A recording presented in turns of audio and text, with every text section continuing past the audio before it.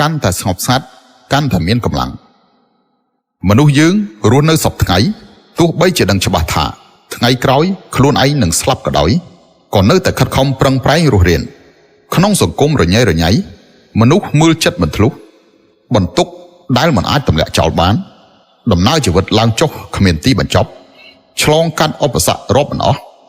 ភាពអស់សង្ឃឹមដែលមិនអាចប្រៀបផ្ទឹមបានបំភ្លេចមិនបាននៅរឿងអតីតមួយថ្ងៃរវល់មិនចេះចប់ស្មានមិនត្រូវនៅអនាគតទីបំផុតមិនដឹងរលាយបាត់ទៅទីណាតើមនុស្សយើងរស់នៅដើម្បីអ្វីទៅចង់ដឹងពីមូលហេតុដ៏សំខាន់នេះគឺមិនអាចប្រើភ្នែកមើលបាននោះទេត្រូវប្រើចិត្តដោយភាពស្ងប់ស្ងាត់ទៅមើលទើបឃើញច្បាស់លាស់ភាពស្ងប់ស្ងាត់អាចបង្កើតការផ្ដោតអារម្មណ៍អាចបង្កើតនៅបញ្ញាជាភាពស្ងប់ស្ងាត់ដោយប្រាជ្ញាភាពស្ងប់ស្ងាត់គឺជាកម្លាំងដ៏មានឥទ្ធិពលនៅក្នុងចិត្តរបស់មនុស្សភាពស្ងប់ស្ងាត់គឺជាការដកខ្លួនចេញពីភាពអ៊ូអររបស់អ្នកដទៃជាការវិលត្រឡប់ទៅពិភពរបស់ខ្លួនឯងវិញនៅពេលដែលអ្នកអាចស្ងប់ស្ងាត់ទើបអាចផ្ដល់កំណើតដល់ការបំផុសគំនិតការគិតនិងប្រាជ្ញាទើបអាចឆ្លុះបញ្ចាំងយ៉ាងស៊ីជម្រៅលើខ្លួនឯងតាមរយៈសមាធិរំលឹកឡើងវិញនៅធម្មជាតិពិតនៃជីវិតរបស់យើងការគ្រប់គ្រងចិត្តជាថ្នូរនឹងការគោរពធម្មជាតិរបស់យើងចេះស្រឡាញ់ថែរក្សាជីវិតនិងការរស់នៅពិតប្រាកដផ្ដោតលើរឿងដែលអ្នកចូលចិត្តមិនអួតអាងមិនរវើរវាយនៅក្នុងពិភពលោកខ្លួនឯងធ្វើជាមនុស្សស្ងប់ស្ងាត់និងសមរម្យធ្វើចិត្តកាន់តែស្ងប់ស្ងាត់និងសាមញ្ញរាប់អានក្រុមមិត្តភ័ក្តិដែលល្អនិងសាមញ្ញជីវិតនឹងរលូនឥតខ្ចោះដោយធម្មជាតិឲ្យតែយើងអាចស្ងប់ចិត្តបានអ្វីគ្រប់យ៉ាងគឺអាចធ្វើទៅបាននៅពេលមនុស្សម្នាក់មានវិញ្ញាណនៅក្នុងខ្លួនមិនថានៅក្នុងកន្លែងសុខឬកន្លែងទុក្ខលំបាកទេប្រកបជានឹងអាចរកឃើញនៅវិធីដែលស័ក្តិសមនឹងខ្លួនឯងទៅប្រឈមមុខនឹងជីវិតរស់នៅចិត្តទន់គឺឈឺស្នេហ៍ជ្រៅគឺស្លាប់ធម្មជាតិពិតរបស់មនុស្សគឺ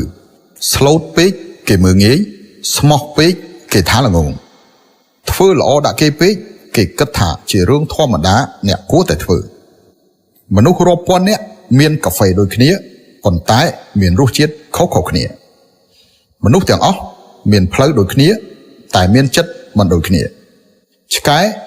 ឲ្យស៊ីមិនចេះឆ្អែតមនុស្សបំពេញចិត្តមិនចេះគ្រប់ពស់កំដៅមិនក្តៅចចកឲ្យស៊ីមិនស្គាល់ម្ចាស់ឆ្កែជួបឆ្កែបើមិនខំគឺលិតមនុស្សជួបមនុស្សបើមិនធ្វើពុតគឺសម្ដែងឆ្កែផ្គាប់ចិត្តឆ្កែគឺក្រវីកន្ទុយមនុស្សផ្គាប់ចិត្តមនុស្សគឺនិយាយកុហកឆ្កែផ្ទះខ្លួនឯងទោះឲ្យស៊ីមិនឆ្អែតក៏នៅតែស្មោះត្រង់ឆ្កែអ្នកដទៃទោះឲ្យស៊ីឆ្អែតប៉ុណ្ណាក៏នៅតែចាកចេញមនុស្សក៏អញ្ចឹងដែរមនុស្សដែលចូលចិត្តអ្នកមិនចាំបាច់ផ្គាប់ចិត្តមនុស្សដែលស្អប់អ្នកមិនត្រូវការផ្គាប់ចិត្តមនុស្សដែលគ្មានអ្នកនៅក្នុងចិត្តគ្មានអ្នកនៅក្នុងភ្នែកប្រឆាំងនឹងអ្នកគ្រប់រឿង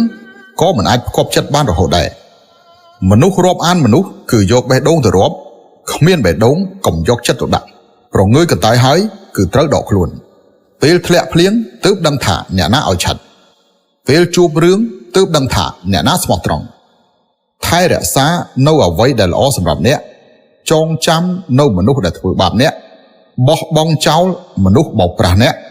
ចងចាំមនុស្សដែលជំពាក់អ្នកដើម្បីរស់នៅជាមនុស្សត្រូវតែប្រព្រឹត្តចំពោះខ្លួនឯងឲ្យបានល្អថែរក្សានៅមនុស្សដែលគួរតែថែរក្សាធ្វើនៅរឿងដែលអ្នកគួរតែធ្វើរស់នៅឲ្យបានល្អក្នុងជីវិតដែលសេសសល់ធ្វើល្អចំពោះខ្លួនឯងផ្គាប់ចិត្តរបស់ខ្លួនឯងកុំដេកយូរពេកកុំស្រឡាញ់ខ្លាំងពេកកុំគិតច្រើនពេកជីវិតគឺជាដំណើរការនៃការលត់ដំប្រសិនបើគ្មានការលំបាកទាំងនេះទេអ្នកនឹងមិនអាចមានការវិវត្តពេញលក្ខណៈឡើយដូច្នេះហើយយើងគួរតែបញ្ចេញពន្លឺនៅក្នុងព្រះអាទិត្យរត់លេងនៅក្នុងព្យុះភ្លៀងរីកលូតលាស់នៅក្នុងទឹកភ្នែកសម្លឹងឆ្ពោះទៅមុខពេលកំពុងតស៊ូនិយាយប្រាប់ខ្លួនឯងថាម្សិលមិញល្អគ្រាន់បើថ្ងៃនេះល្អណាស់ថ្ងៃស្អែករឹតតែល្អ